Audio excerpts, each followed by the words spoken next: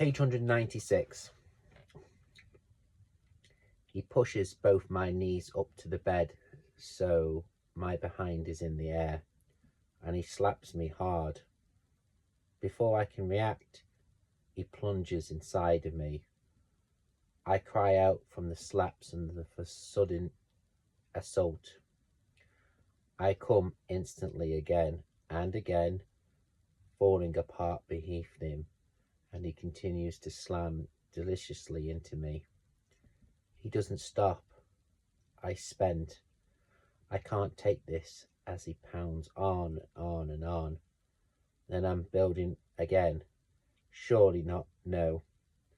Come on, Anastasia, again, he growls through clenched teeth, and unbelievably my body responds, convulsing around him as I climax anew, calling out his name. I shatter again into tiny fragments, and Christian stills finally letting go, silently finding his release. He collapses on top of me, breathing hard. How nice was that? He asks through his gritted teeth. Oh my.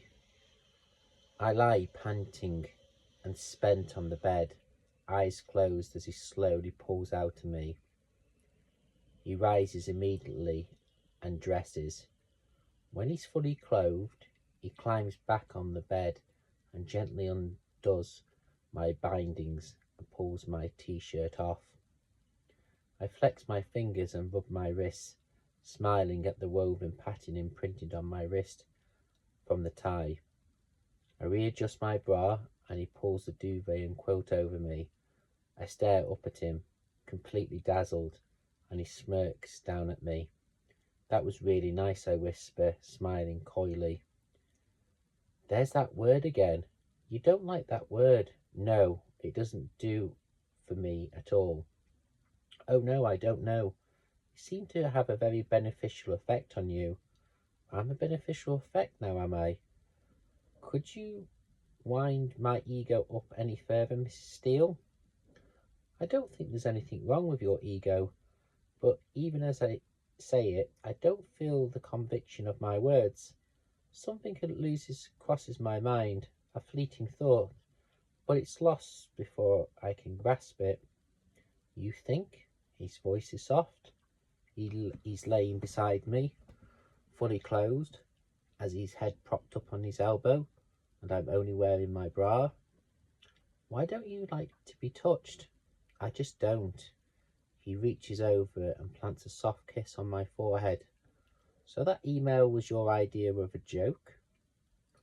I smile apologetically at him and shrug. I see.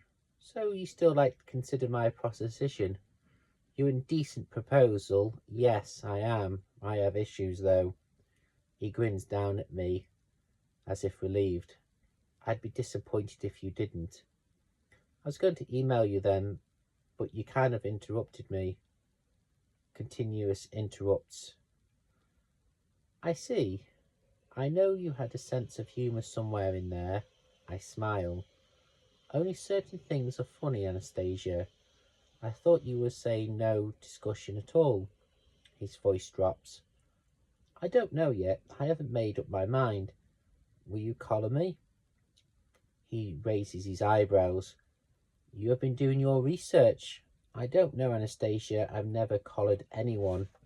Oh, should I be surprised by this? I know so little about the scene. I don't know. Were you collared? I whisper. Yes. By Mrs. Robertson? Mrs. Robertson. He laughs loudly, freely, and he looks so young and carefree, his head thrown back, his laughter infectious. I grin back at him. I'll tell you said that. She'll love it. You still talk to her regularly? I can't keep the shock out of my voice. Yes, he's serious now. Oh, and part of me is suddenly instantly jealous and disturbed by the depth of my feeling. I see. My voice is tight.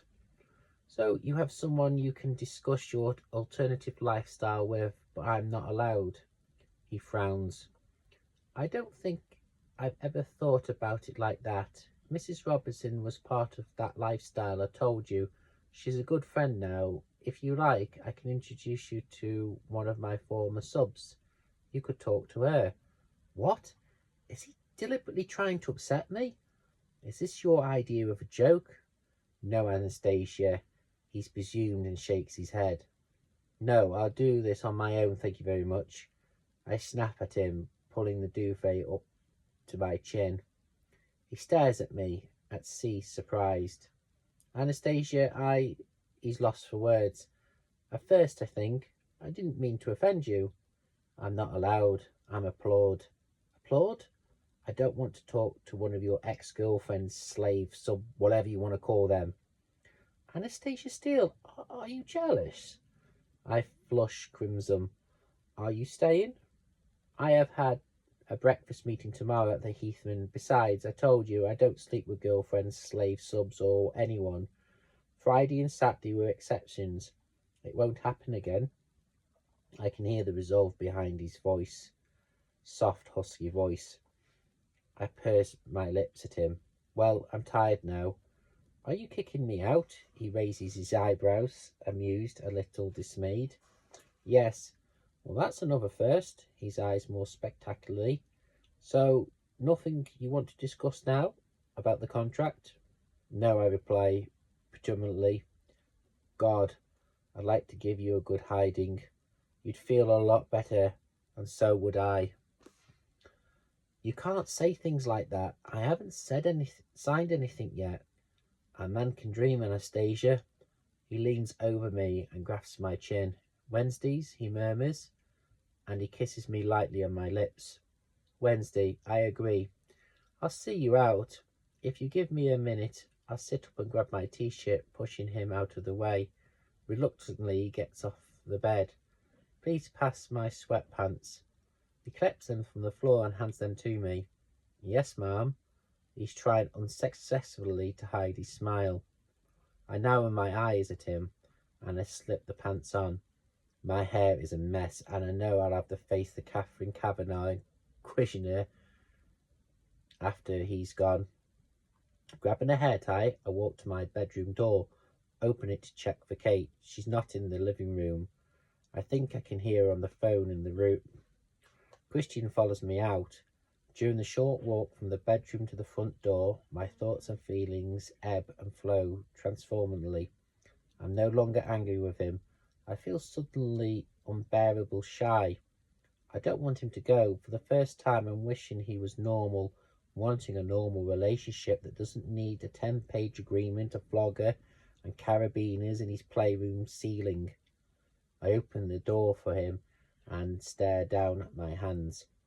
This is the first time I've ever had sex in my home, and as sex goes, I think it was pretty damn fine. But now I feel like a replicant, an empty vessel to be filled at his whim. My subconscious shakes her head. You wanted him to run to the Heathman for sex.